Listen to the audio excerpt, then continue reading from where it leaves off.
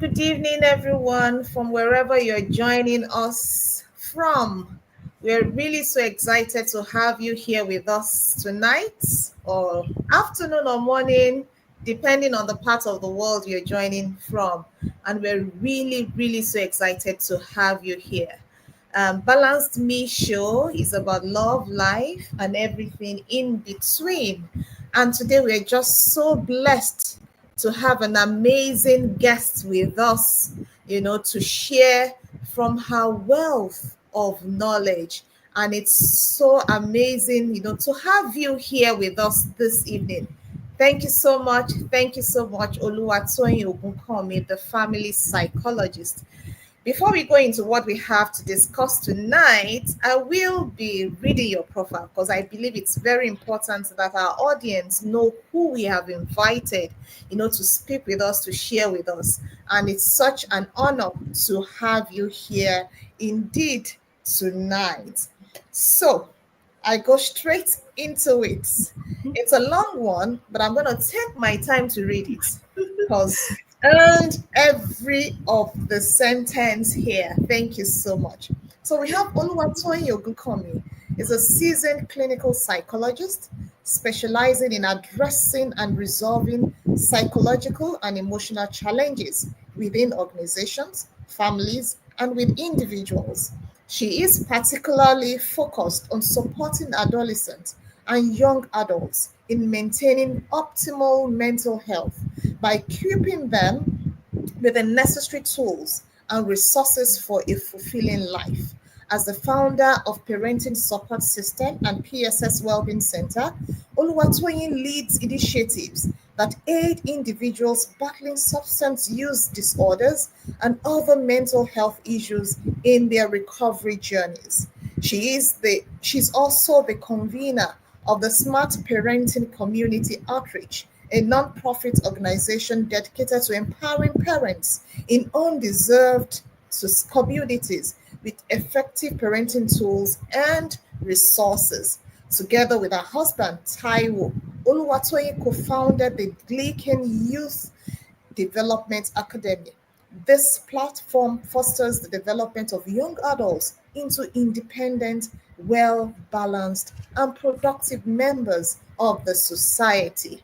In addition to her clinical and community work, Oluwatoyin is a best-selling author with 4 published books and numerous ebooks to her name. From wherever you're joining from, so welcome, my dear sis, from another mother, Oluwatoyin. Thank you so much. Thank you Thank so you much. so much. Thanks so much for having me here. I really appreciate this. And I'm not going to take this for granted, having me on your platform to come and speak with your audience and to share from my wealth of experience. I just want to say thank you so much, sis. My pleasure, my pleasure. And I am Mayo Lawrence. I just realized I didn't introduce myself. Yourself, yeah. And when I meet with people, I tell them that I exist to deliver healing, clarity, and lasting transformation in areas of marital relationships, family dynamics, addiction recovery, and mental health to individuals, families, and employees of organizations. And I'm aptly called the Queen of Premium Family Life, Addictions, and Mental Health Practice. And I'm so glad to welcome all of you once again to our show tonight. And we're looking at a very important topic. We are looking at understanding emotional triggers and how to heal them. Understanding emotional triggers and how to heal them. The essence of our meeting or this show is for you to be able to understand the roots of these triggers and learn how to heal and manage them in a healthy way. Because I know that a lot of us, something happens in our environment and we just react. Most of the time, people don't respond, they react. And that's why we have chosen to look at this topic tonight, understanding emotional triggers and how to heal them. Toy, I would like you to just explain to us what emotional triggers are. Okay, thank you so much, sis.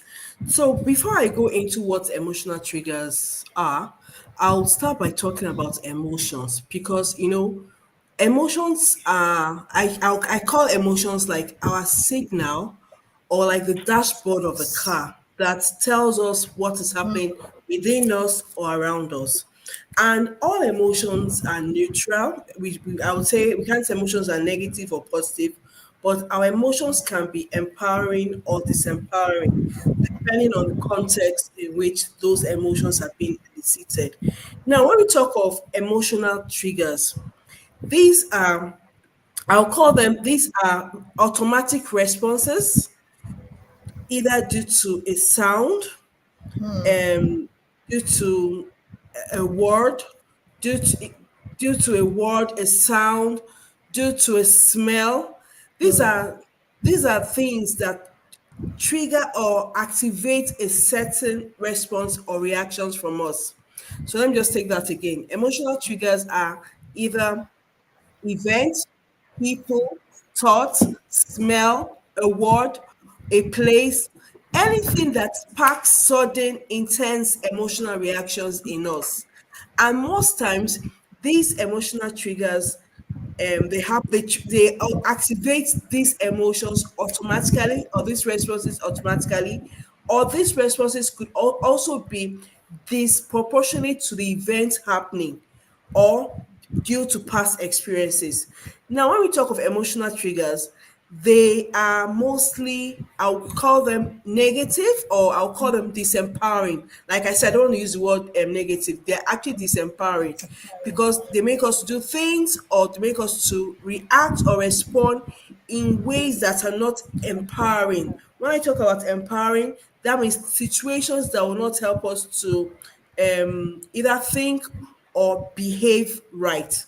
So this is what we call emotional trigger. Thank you. Thank you so much for that explanation.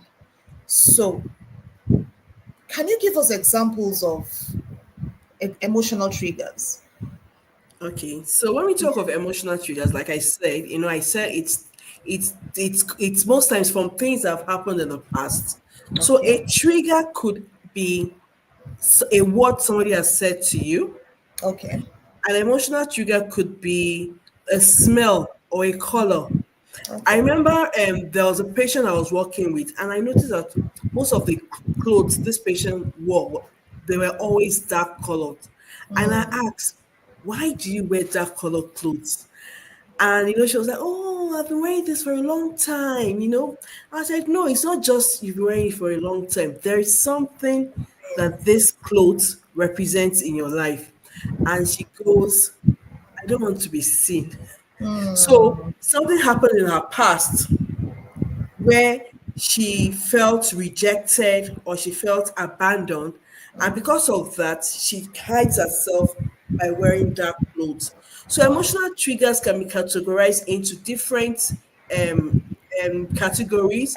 It could be either due to feeling rejected or abandoned. Some people don't, the fact that they're feeling unseen or unheard, lack of control, feeling powerless, either feeling betrayed, feeling unsafe, or feeling unprotected. These are different ways the event could trigger these negative or these disempowering emotions in people. Let me give you an example. When I just got married to my husband, I noticed that when I speak to him, and his mind is occupied with something else and he doesn't respond, I get irritated, I get angry. And one day I actually sat down, I was like, why do I get angry whenever I speak to my husband and he doesn't The respond to response. me immediately? And I was like, oh my goodness, this is something that, so that behavior actually triggered the feeling of not being seen or not being heard in me. Heard. And Absolutely. in, and for every time he did that, then I used to be very angry. I used to be very. Meanwhile, the man was just occupied with different. So he's not responding to me was not because of what was happening at that point in time. Maybe he's not responding to me was because of he had other things in his own mind. But for me, I would react out of proportion. That I've been talking to you since you're not listening to me. What is it? So by the time I actually sat down to think about why do I respond or why do I react to my husband whenever I speak to him and he doesn't respond to me immediately, I just realized that this feeling of not being seen, this feeling of not being heard is being triggered in me. And that's why I used to respond like that. And it could happen to anybody. There are so many past events that could have actually happened to you that a present event will activate, and Absolutely. before you know, you start acting, you start reacting, start either shouting, getting upset, and for some people it could be fear. Maybe with them, something happened to them while they're growing up. Maybe they went through one, and most times all these events, all these past events, most times it's something that happened when one was actually young, and those events, those emotions were actually stored in our body or in our mind. And that's why we speak to parents and ensure that when you're raising your children, they don't go through certain others childhood experiences, because these experiences could lead to trauma, and when they grow older they will react negatively or they react in an disempowering way. So most times this event happened in the past. So it could have been either a neglect from the family, maybe the child was neglected by the parents. I had another patient I was working with that while growing up, the parents, not that the parents intentionally neglected him, but they were all busy. But to the child just felt, I was being neglected by my parents, or nobody loves me, nobody cares for me. And because of that, this particular person, just withdrew from society. In public, the person wouldn't want to talk because the person is afraid of being humiliated. And there are lots of things happening to people now that we can actually trace to what happened to them while growing up. So these are the different types of emotional triggers. We have feeling rejected or abandoned, feeling unseen or unheard, lack of control, maybe somebody betrayed you in the past, or feeling unsafe and unprotected. These are things that will be triggered by present activities or events. Absolutely. Thank you so much for sharing that. So, from what you've said, I can pick that as past experiences, especially when we're children, can trigger, you know, us emotionally. So, when we have unresolved wounds, when there are trauma that stayed on, buried and unattended to, when something Absolutely. happens in the present, they're activated. Yes. So these are part of the things that trigger our emotions. And also, um, I pick that even our core beliefs about ourselves and others too. So if I feel I'm not good enough, when anything that looks like that show up on my radar, I will be triggered. When there are Absolutely. patterns from my family of origin, also show up. Maybe a particular thing that a father or a mother had Said in the done, past. Yeah. or said is showing up on an individual's radar, the person begins to react as against responding. And when you react, you find out that you're emotionally triggered. You also mentioned the fact that at times when our needs are not met, Met. when we Absolutely. when we do not feel seen, when we do not feel loved, when we do not feel heard, when we are not feeling safe, you know It triggers an individual emotionally. So these are the things that our audience need to know, that triggers come from these areas: past experiences, core beliefs, patterns, unmet needs, can trigger an individual emotionally. So I want to find out, in relationships, because we are family life people. You are a family life, a family psychologist. I'm a family life innovator. How do triggers show up in relationships? Okay, so in relationships, trigger shows up different ways. Number one, lack of trust in relationship. That's the first, in fact, that's the most common. You not being able to trust your partner, or you but not being able to trust the people you're in relationship with. Lack of trust, number one. Number two, communication. The way you communicate with each other. The fact that so you're not trusting the person, and you're going to communicate with the person either by shouting or yelling, or not even talking. So we have some people are passive, some people will be aggressive, some people would have passive aggressive communication styles. Then not just that, it also shows up in forms of anxiety. Shows up in forms of anxiety. It shows up in forms of so we have trust, communication, anxiety. It also shows up in terms of there's a word that is hovering over my head now. It shows up in forms of not being able to give yourself to the person completely. I'm trying to look for a word for that.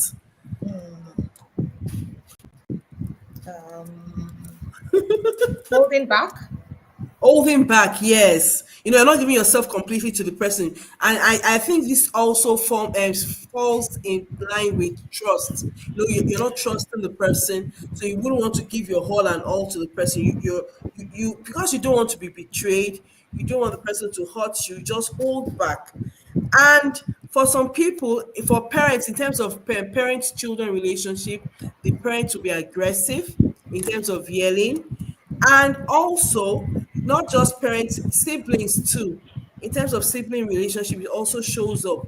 Maybe it's, the older sibling has acted in a way to the middle child. The younger sibling would want to preserve himself from the same thing happening to him or her. So there are different ways emotional trigger shows up in relationship. Number one, like I said, it shows up in terms of Lack of um, trust. Lack of lack of trust. trust. Yes. So that word I was looking for was being defensive. The Okay, person yeah. becomes defensive because person doesn't want to be criticized. Person doesn't want to feel doesn't want to give his or her all. Then also in terms of attachment styles, maybe a parent. The individual's attachment style in terms of the parents were not really there, the person felt neglected. For people like that, they might tend to be too clingy in relationship. They might want to hold on that this person that says I love you. Because person will just want to hold on to that person. Person will become very, very clingy. For some other people, because were not the attachment style while growing up was maybe kind of the attachment pattern or style was not that close, they'll tend to avoid being emotionally attached to other people. So because of the way they were raised, because of how their parents were not close to them, or maybe in the family they don't have the family is not a close knitted family. When they want to go into relationship with other people, they do not show too much closeness. They are not emotionally attached to other people. So these are ways emotional triggers shows up in relationship. And I think the communication bits of it is a big one, because you Yes. see people overreacting to small things. Things, yes. You see people shutting down or withdrawing when there's a little disagreement. You Absolutely. see people just having, outbursts of anger or being so defensive. Yes. Communication is one big item through which triggers show up in relationship. And it's something that, as individuals, we need to be aware and to be present. What is making me get triggered? What exactly is it that this person has said, that is making me overreact, or making me shut down, or making me withdraw, or making me, burst in anger? We need to be able to sit with ourselves, to be able to note these things down. I tell people that I love journaling a lot because it helps me Absolutely. to be able to touch base with myself. When I find out that there's so many things going on in my mind, or I feel so, cluttered up, I just bring out my journal. And you Apart write from up. the usual three things that you're grateful for, the usual, oh, what happened in my day today, when I find out Yeah. that I'm in that space, that I'm just getting triggered, someone says something, I react this way, I react that way. I sit down with myself and ask myself, Ayo, what exactly is going on here? And it's amazing how much pages I write down, when I begin, to do that. And that brings me to this question: how do we begin to heal our triggers? Okay, so before we go into that, so when we were talking about communications, an event just came to mind. So apart from what I do, I also work with patients. So I work in a clinical setting. So you might hear me talking about patients, and you might also hear me talking about clients. So when I talk about clients, these are people I work with, not in a clinical One on settings. one. But when I work with patients, like that's the people I work with in the hospital. So I have a patient, and it was an anger. So it was for anger management. And when we were talking, I mentioned anger. I just laughed because situations whereby someone goes to the bank, and the person you're going to meet in the bank, you don't know the person from anywhere, and just one statement the person will make will just trigger you, and you start getting angry, and you just start spiraling and all that. So, like I said, a word can be an emotional trigger for someone. Trigger. And the Absolutely. word could be like, "What is wrong with you?" Or the word could be like, "Can't you see?" Or the word could be like, "Oh God, beg, leave me alone." Just could be just a little word, and the other person will be wondering, "What did I say? Why are you spiraling all over?"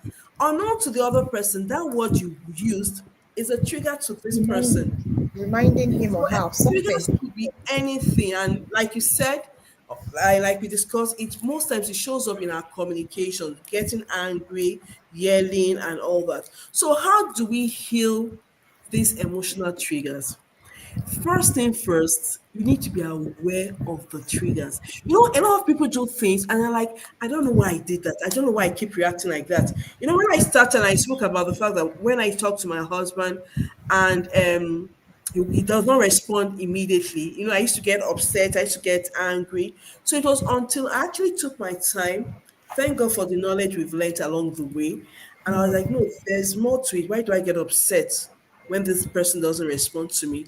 And I realized that the feeling of being unheard was my emotional trigger. So it's important that you identify your trigger.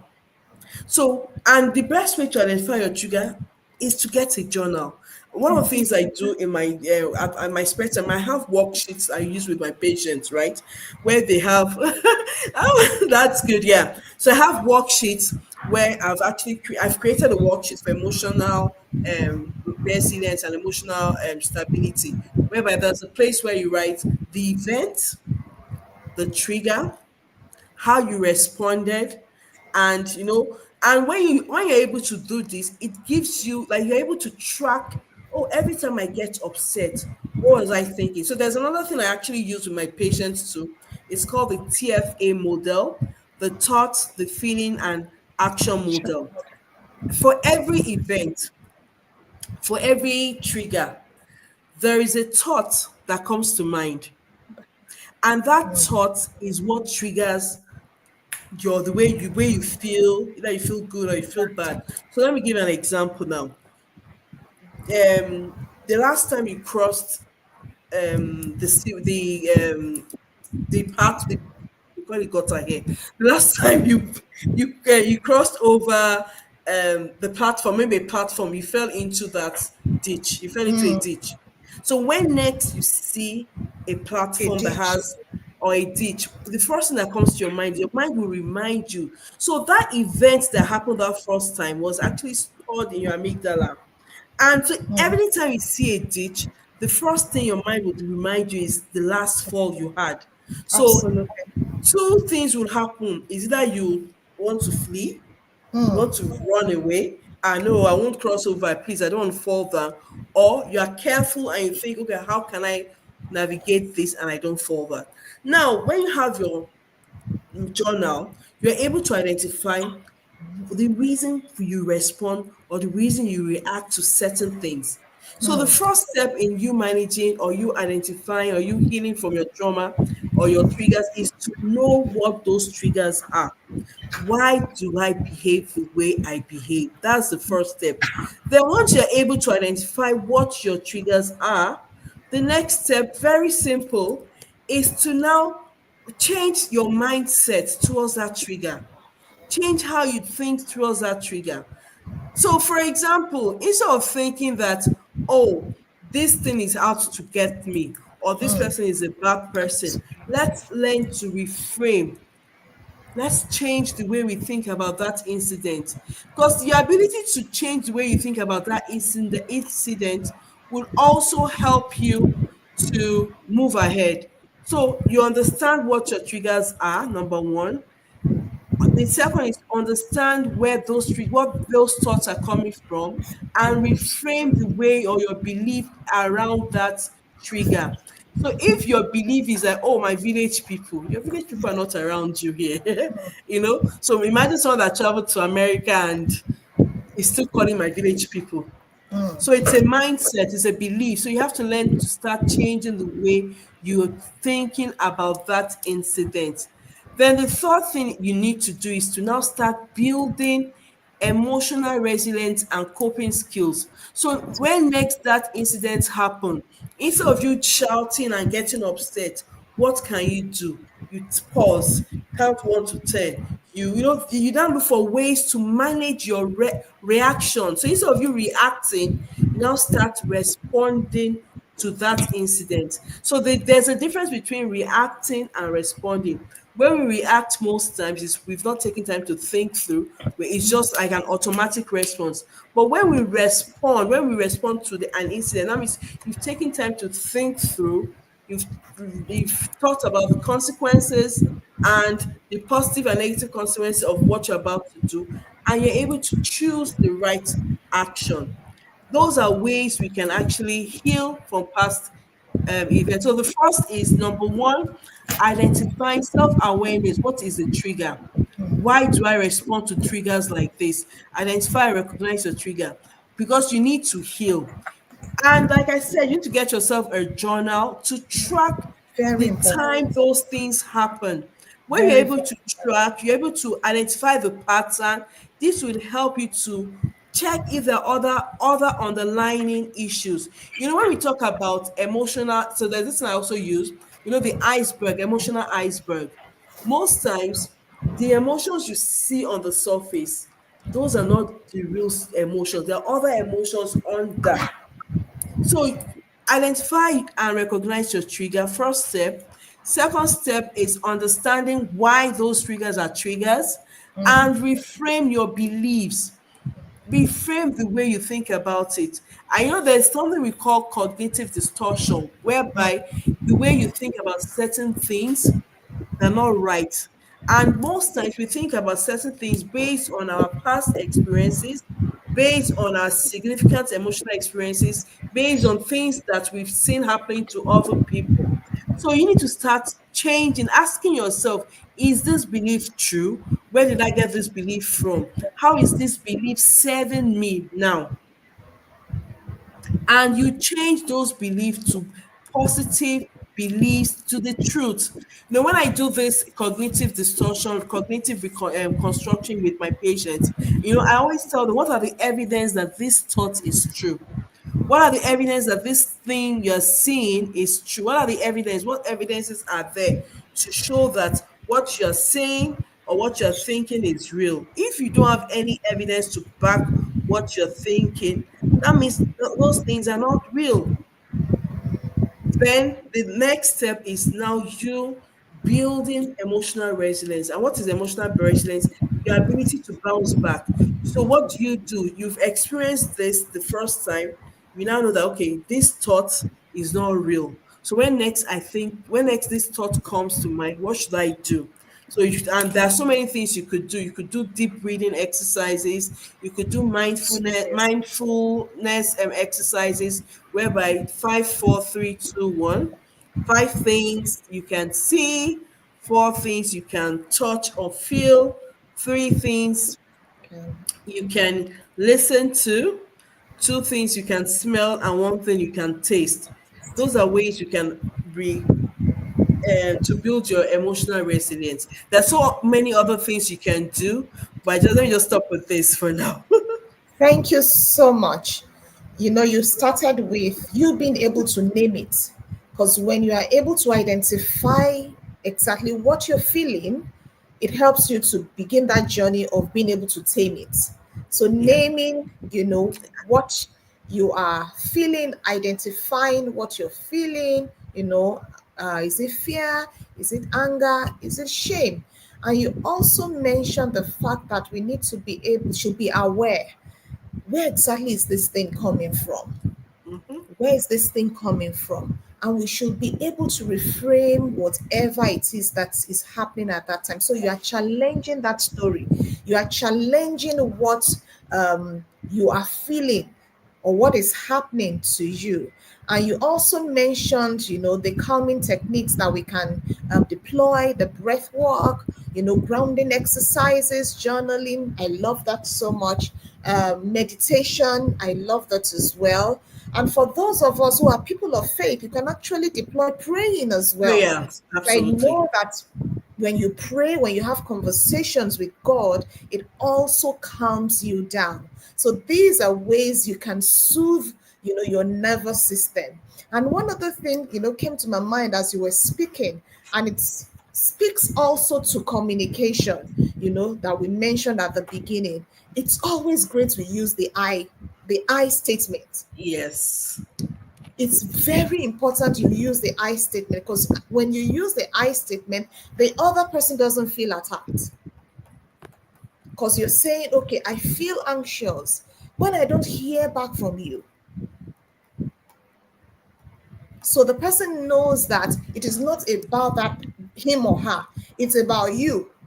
And that person becomes empathetic in the process. So it's important that the way we communicate even our feelings, to our partner or the people we are relating with, will also impact the way they receive our conversation.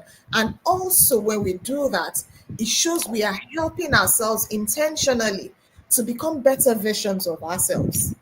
The truth is, we are not perfect. We are all work in progress. Even the Absolutely. therapist and the person coming, for help, we are all work in progress.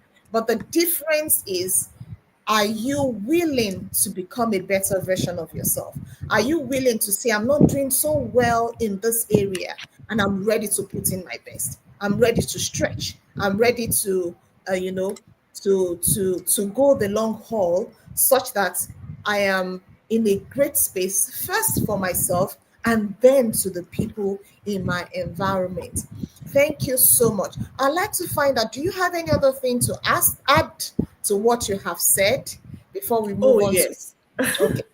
Yes. So apart from the grounding exercise, so like I said, you need to be able to identify what your triggers are.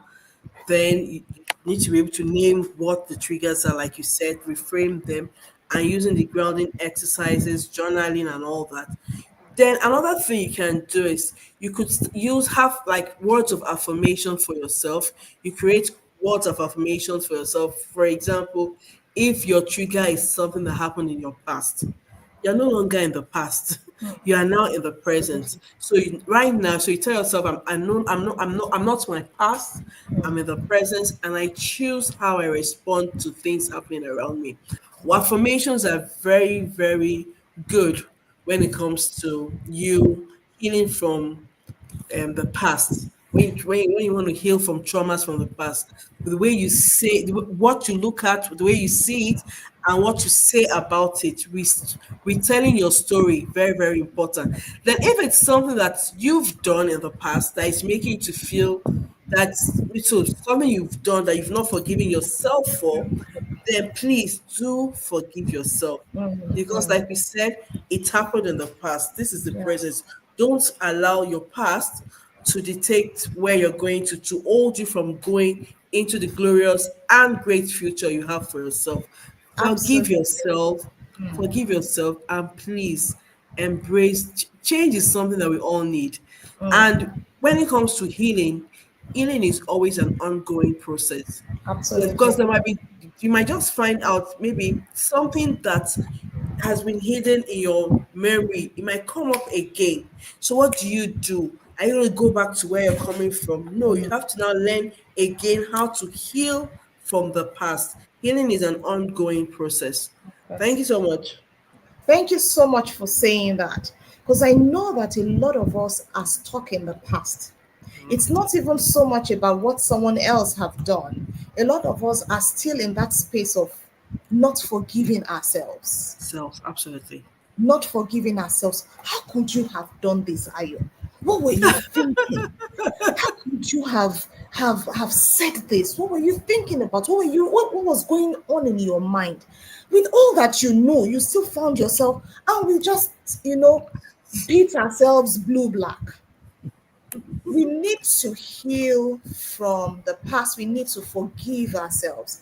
We need to extend grace to ourselves. Ourselves, We need to yes. ensure that, we give ourselves that gift of forgiveness so that we can break from the shackles. Because unforgiveness of oneself puts you in that space of blame, shame, guilt, and we don't need it. Because if you knew better, you would have done better. That's the truth. Absolutely, If yes. you knew that this thing is going to put you in this terrible space and you really know the implication, you would have, not delved into it. But hey, you've delved into it, you've done it. Can we move on? Can we forgive ourselves? I have this forgiveness process that I usually give my clients, forgiving yourself and even forgiving people in your life. It's very important.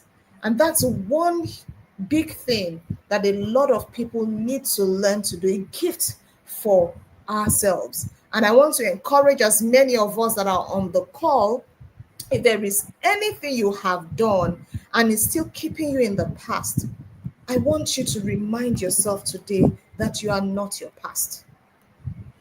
That you are not your Absolutely. past. That you are not your past. And you won't allow your past to hold you. That you choose to forge ahead. You choose to move into the light. You choose to be the best version of yourself because the world is waiting for you to manifest, for Absolutely. you to arise and take your space and take your place on the earth. Because you're not just here to eat, drink, and make merry. No, you're here to impact, starting from Absolutely. our homes, our spouses, our children.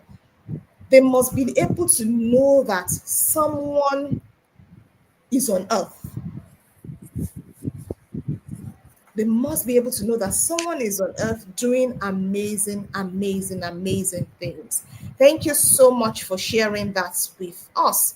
As we are wrapping up, because we don't want to take too much time, as we are wrapping up, we need to remind ourselves that our triggers are not our fault. They are not our fault because there are things that happened in the past that are just showing up, but they are our responsibility. To heal from them. Yes, healing is our responsibility and it's an act of courage. So, for as many people on the call, as are going through that season of healing, it's an act of courage, and I celebrate you, I salute you. because you're giving a gift to every relationship that you're in. So I salute you, I celebrate you for choosing to go on this journey of healing so that our world can become a better place to live in. I'd like to say, Toyi, do you have anything you just maybe to wrap it up before we leave Yes. tonight? Thank you so much for all you've said. You know, when it comes to emotional healing, it's your responsibility. You need to be the one to take charge. I know you cannot keep living in the past. You cannot keep saying, oh, somebody hurts me and you don't move on. You'll be stuck in the past. And the world will leave you behind. And so many things you ought to have achieved, you will not be able to achieve. And by the time you're ready to start achieving those things, oh my goodness, you just look back and wonder, what was I even thinking? So please take the responsibility for your healing. You need to understand what your emotional triggers are, and you need to heal from them. Don't let them tie you down. There, you have a whole world ahead of you. You have a lot of things you can achieve. And one of the things I tell my clients and patients is that your God created you on earth for a reason and for a purpose. You are unique and you are special. Yeah. Thing is to identify that reason God created you for and go out and achieve everything. Everything you need to be great is within you. It's for you to now sit and identify what are my skills, what are my strengths, what are my and start working towards your healing. Please don't let your past define who you are. Your future is waiting for you. Please get up, heal, and go into the future. And if you need help, that's why we have therapists. We have people like Ayo, who is here doing a wonderful job when it comes to the healing of individuals and family. If you need a therapist, speak with a therapist. If you feel you cannot do it by yourself, speak to a therapist, speak to someone that can hold your hand and work with you while you do the work. Thank you so Thank much. you so much. Thank you so much, Toyi, for that. Thank you for reminding us, the place of um, the therapist, even on the journey. So if you know that you can't do this on your own, we are here to support you. We are here to help you. And we know that as you choose you, our world will become a better place to live in. And I would like to say thank you once again to all the people who have joined the show tonight. Thank you for tuning in. Before you go, ensure you subscribe. If you've not subscribed to our channel before, please do subscribe. And we hope to see you same time next month by God's grace. Have a beautiful, beautiful, beautiful month, the remaining parts of the month, and see you next month. Thank you so much, Toyi. Thank you for all that you do. We celebrate you and we Thank pray you, that ma'am. God will continue to bless the work of your hands and cause you to continue to be a blessing even to our world. Amen. Thank you for Amen. joining again tonight. And God bless you, everyone. We really, really do appreciate you. Till next time, we come your way on the Balanced Me Show. It's bye. Bye. Thank you.